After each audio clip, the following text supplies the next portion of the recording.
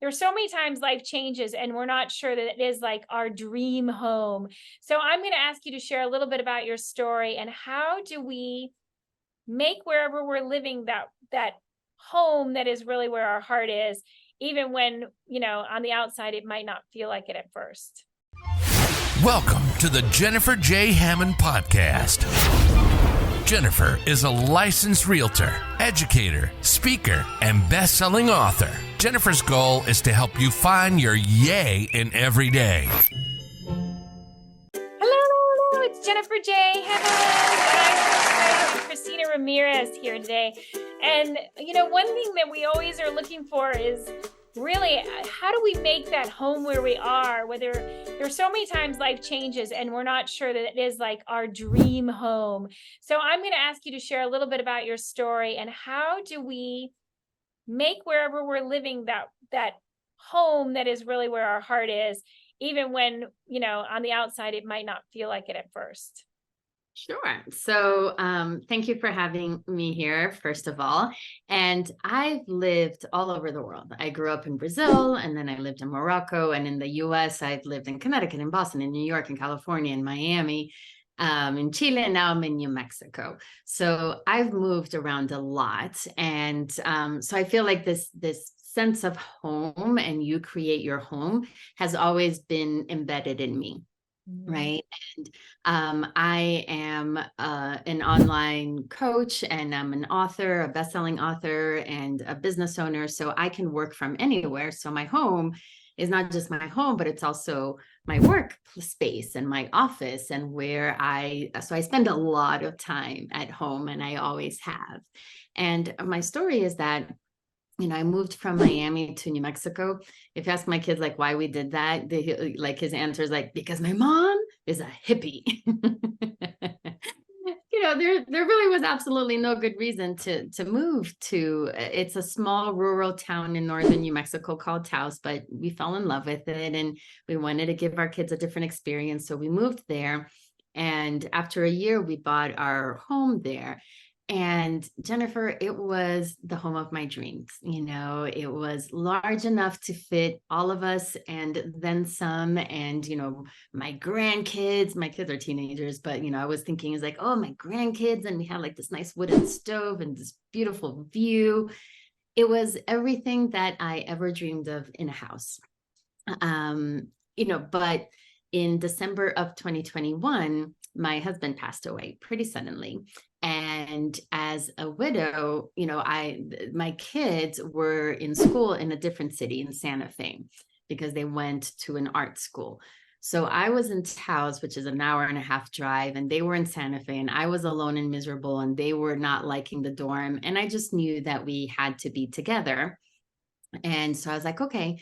So I moved to Santa Fe, and I got this a house here, which is small, functional, nothing like my dream home. And I was I can do this.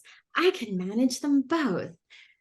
No, rural houses do not do well when you don't have somebody in there. Between we have elk that cross the property, right? So between the wilderness and the mice, and it just, it was too much, and I had to sell it.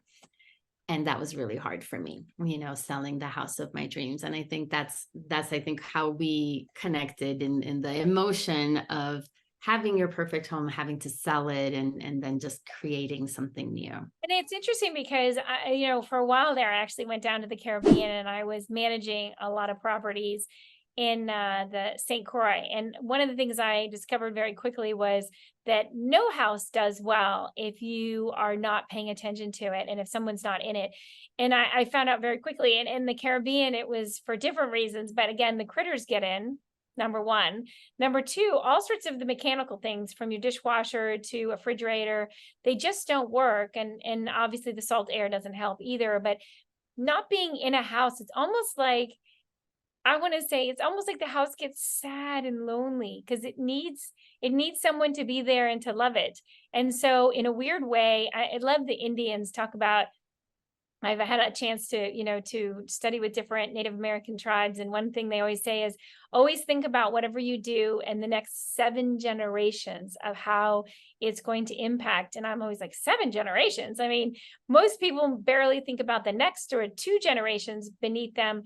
But I think about that also with a house. How do you make a house your home? And for their viewpoint, there is no ownership per se, meaning that it's not like you take it away from somebody else. It's more of I'm the caretaker of Mhm. this land, of this home, and then I pass it on to the next caretaker. And I always thought that was such an interesting difference of, you know, it's in if we look at it as a loss, like you lost your dream home, then it can feel very painful. And then when you can see it as, you gave someone else the opportunity to have that specific dream home. Wow, that was so gracious and so generous of you. Yeah, and I had to come to that point, right? And I remember when I put it on the market, I was already like, but it was the peak of the market, so I knew that it was now or never. Like I would I would either do really well, or if I waited longer, the house itself would come down in terms of just like maintenance and the market and things like that. And somebody bought it right away.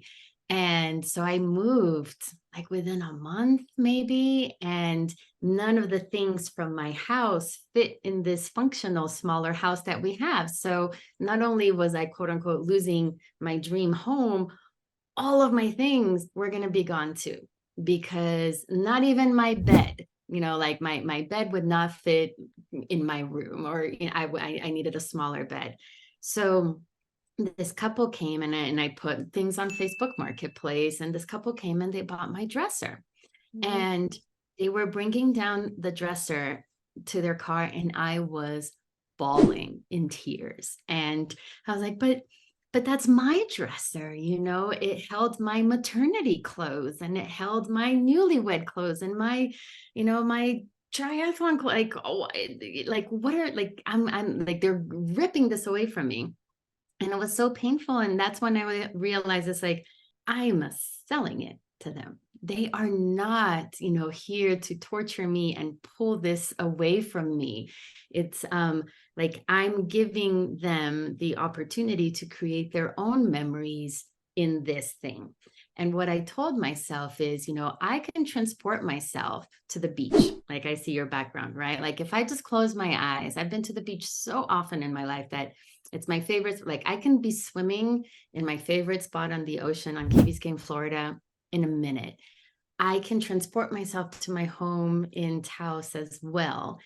It's not the actual thing of it, is the memory of it is never like it helped me become who I was.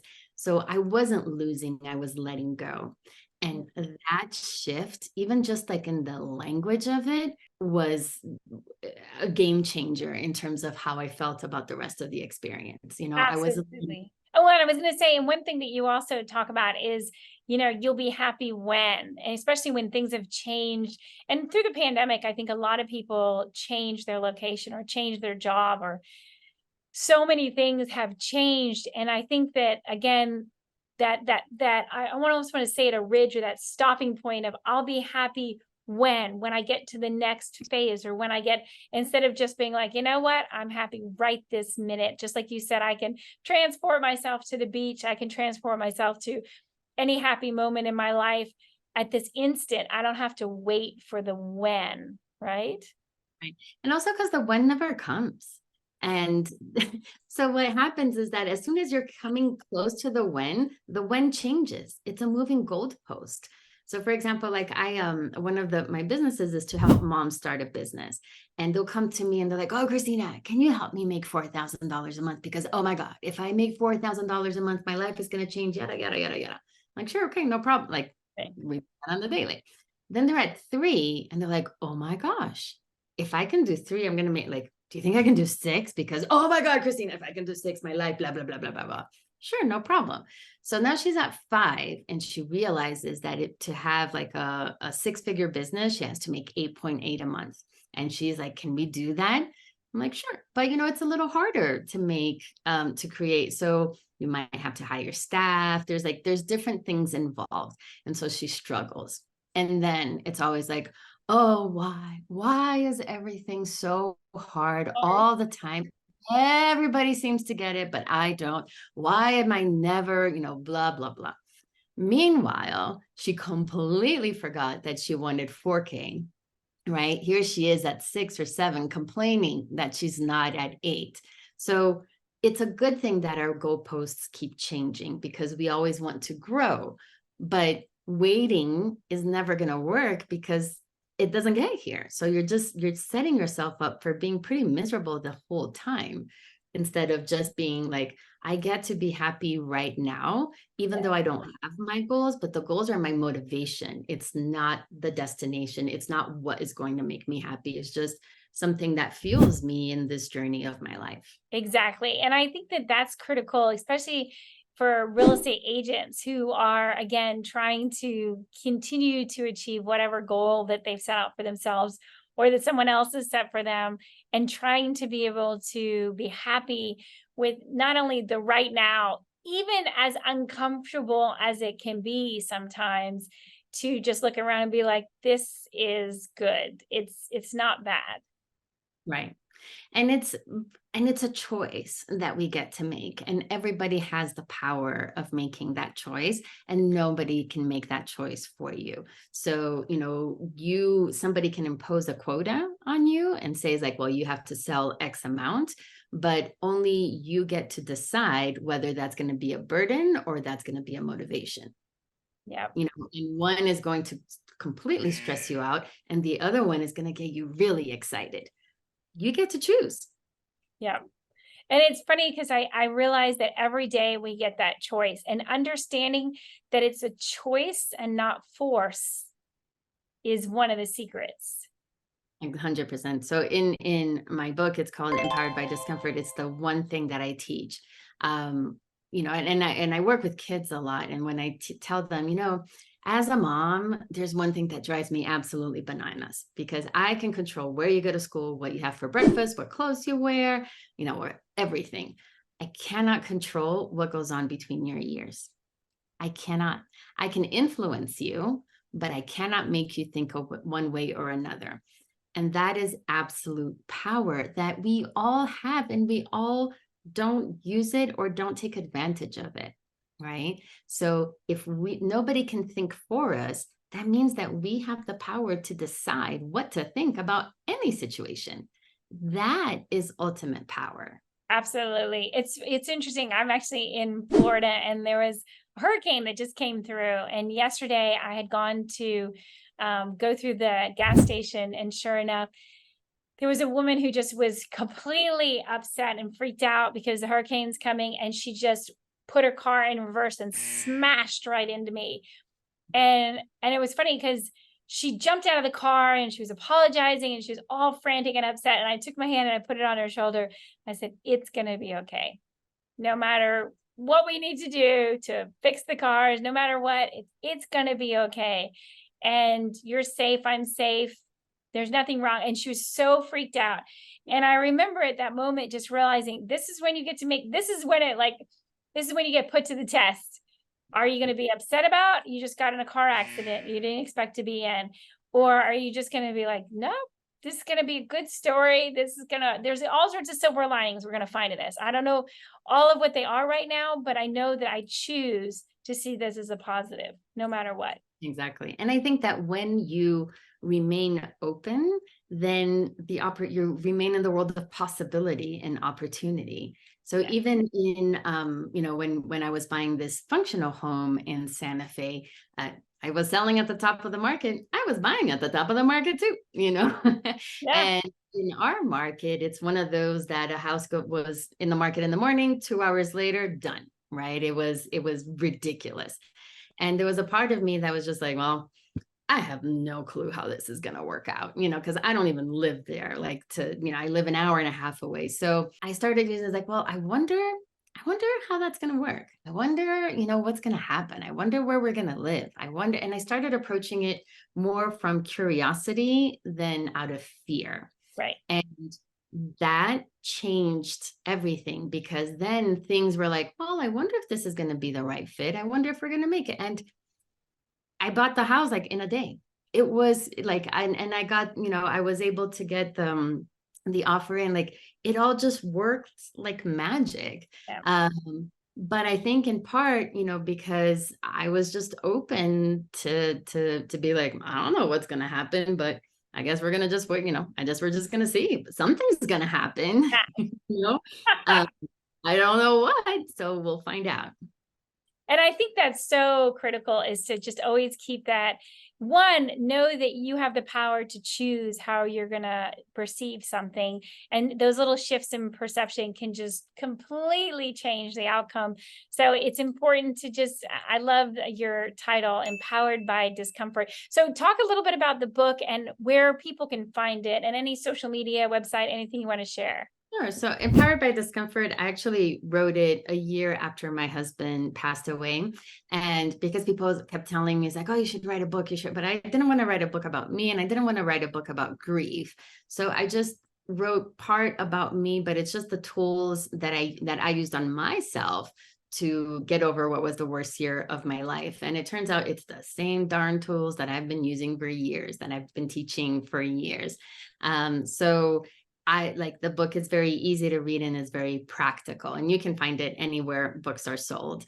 And if you want to find out more about me, my website is empoweredbydiscomfort.com. And that's kind of your portal to all the different things that I do and that I work on. Wonderful. And thank you for sharing. Especially, I think everybody needs your message. So, and I'm looking for the silver lining in everything. So I'm going to ask you to lift your voice and say yay with me as we go off the air. Okay. Mm-hmm. So 3, 2, 1. Thank you. Thank you for being a guest today.